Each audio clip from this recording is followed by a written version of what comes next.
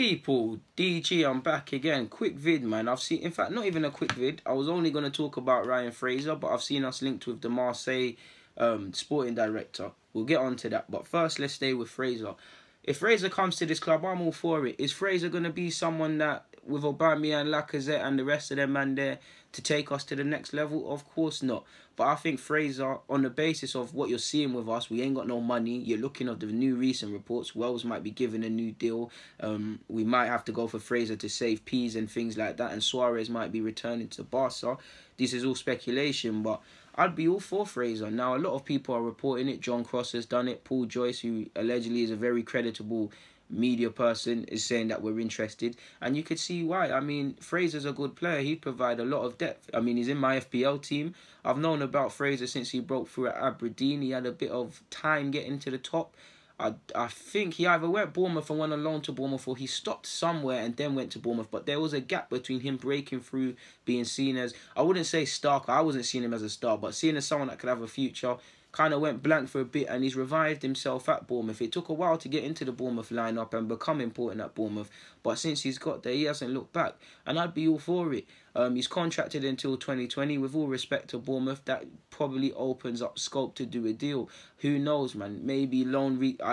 If Fraser comes, and I think Nelson should stay. I think Fraser can complement the side and things, but if he plays consistent and things, I'm not, and that's another story, but I'm not sure Fraser is one of them, someone you would class as untouchable in the starting lineup. So Reece Nelson or someone can fight it out with him for that space, or there'll be a space there or a gap there to kind of compete in a healthy sort of competition.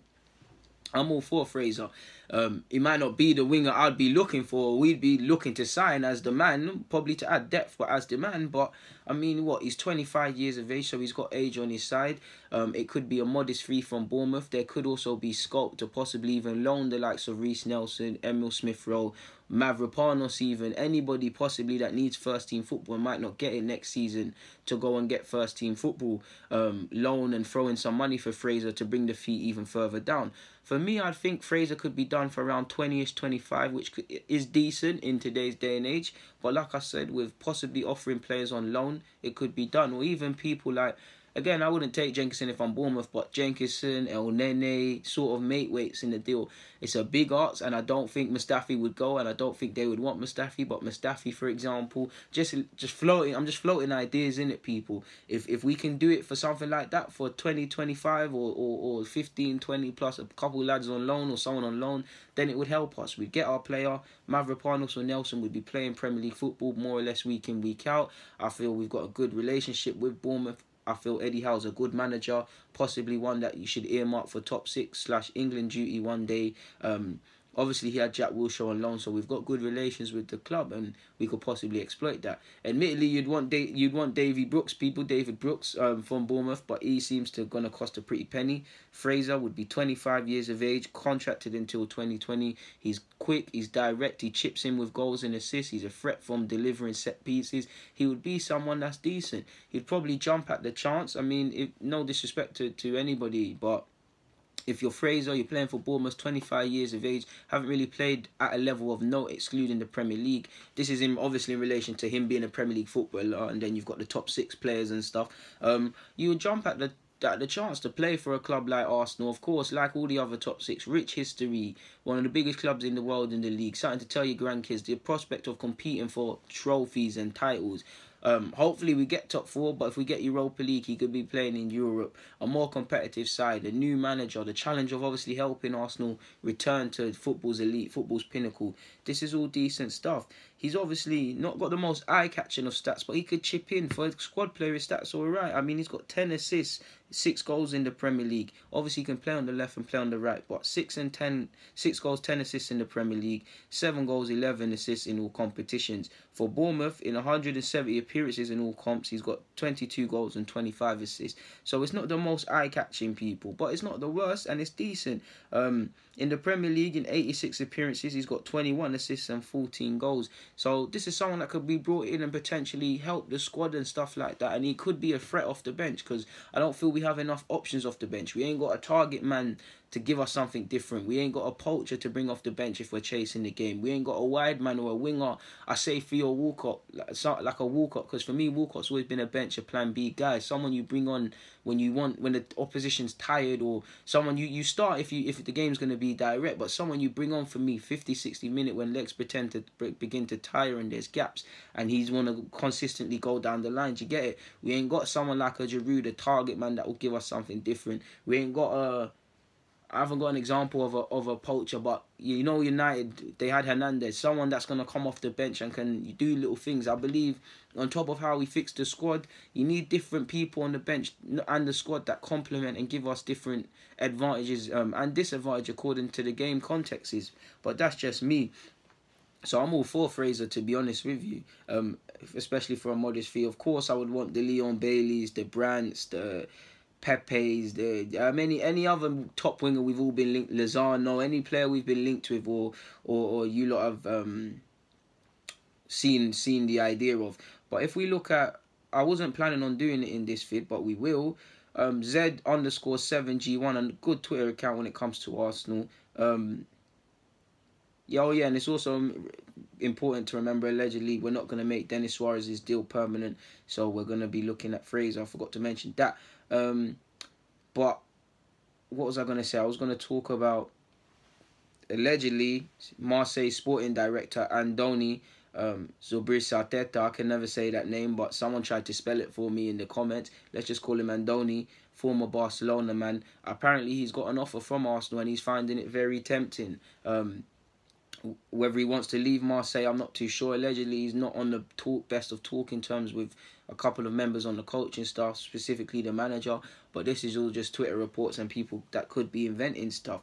But if we just read on L'Équipe, I can never say the name, the French, getfootballnewsfrance.com. They handle all the France news and all rumours affecting Liga.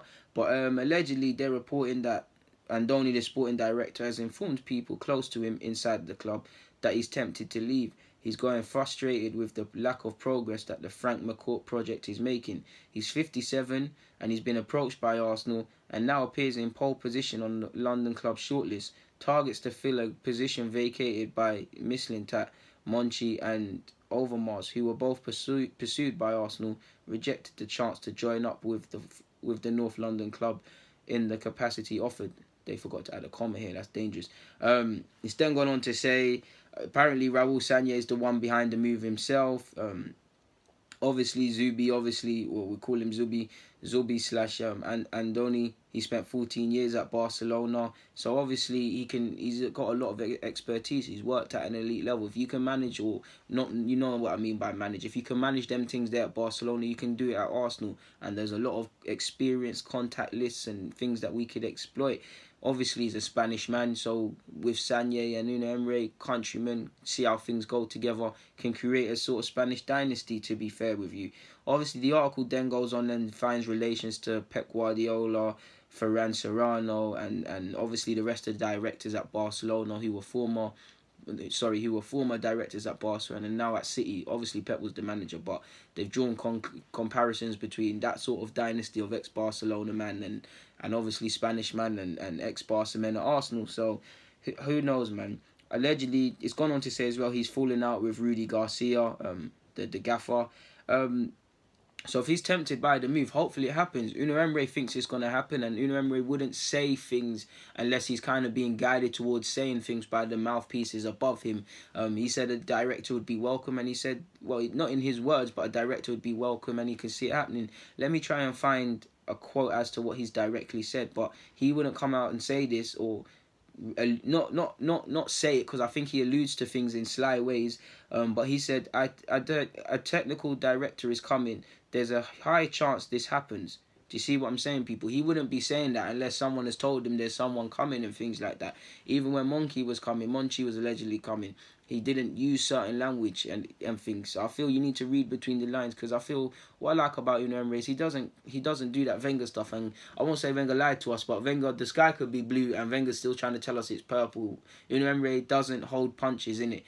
Obviously he's being guided towards what he can say, and he can't say everything, but he's literally telling us we have no money, this, that. So he wouldn't be saying this unless someone comes in. I do think we need to get this one sorted quickly, as the club seem to be doing, purely because all of the majority, obviously not all, but majority of or the significant Premier League summer moves you'll see influcted into the Premier League at top 6 clubs, the deals have probably been agreed from last year. The I's have been dotted, the T's have been crossed, meetings have been had, they've probably been done by now. So potentially we could be playing catch up. And how much sporting movement can you make in regards to identifying targets or having targets with no sporting director, similar to Man United? You still can. No sporting director. We brought Dennis Suarez in, but you see the point. If you're going to bring a sporting director in, you're not really going to make significant changes unless it's a player you can't say no to until he comes in. Obviously, agents probably from the end of the year, start of last year, have been floating ideas to clubs, seeing if things can happen, and we've probably been in talks with agents and potential targets more than we'll never know. We'll never know that side of football, but we could potentially be playing catch up the longer we take long to get this stuff started, to get this stuff moving. I do think the club have a plan. Clearly they have a plan, but when you just look at what we're told as fans or appear as fans, Overmars signed a new deal at Ajax. Monchi looked to be coming and looked like we've done everything to tempt him, and again, we just needed him to probably hold up the shirt. That never happened. And now there's this. The longer it goes on, the longer you kind of look like a joke, in my opinion. But we'll see how these things develop. But in regards to Fraser and the technical director, people, I really don't have nothing more to add. So I'm going to get out of here. Deluded. I'm out.